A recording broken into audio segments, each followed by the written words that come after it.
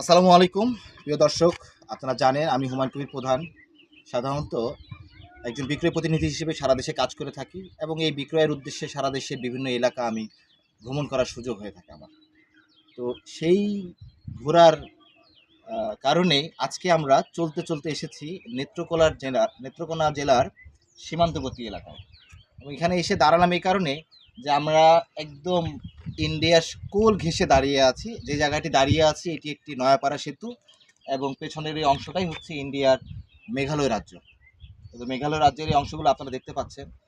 এখান থেকে কয়েকটি দেখার মতো স্পট রয়েছে, সেটা জানানোর জন্য আপনাকে আসলাম। সেটা হচ্ছে যে আমার বাম পাশে যদি যান, যেটা হালুয়াঘাটের দিকে গেছে, এখানে হলো গাবড়াখালি পর্যটন কেন্দ্র রয়েছে এবং বাম পাশে রয়েছে বিজয়পুর সেতু আছে। এরপরে আছে বিজিবি ক্যাম্প আছে।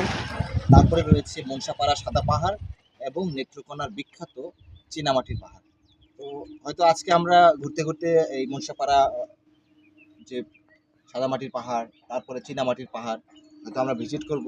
তো শুধু আমরা কেন ভিজিট করবো, আপনাদেরকে ওটা দেখানোর জন্য চেষ্টা করলাম। সময়টা এখন খুবই ভালো, কারণ সারা দেশে এখন সিজন সময় চলতেছে, ধান লাগানোর সময়, যার কারণে ধুলাবালির চাপটা কম, সবুজ গাছপালায় ভরা, ধানে সম্পূর্ণ ভরা।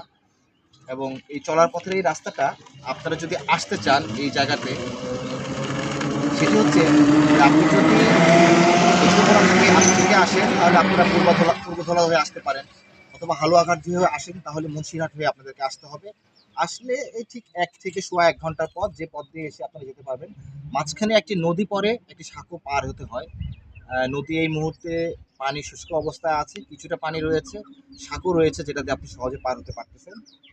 এবং এই ঘোরার পথে এই রাস্তাটা যেহেতু এখন এই মুহূর্তে মাটি দিয়ে তৈরি করা, সম্পূর্ণ পাকা করা আছে, সুন্দর সুন্দর ব্রিজ করা আছে। তো এইগুলো আপনারা ভিজিট করার জন্য আসতে পারেন।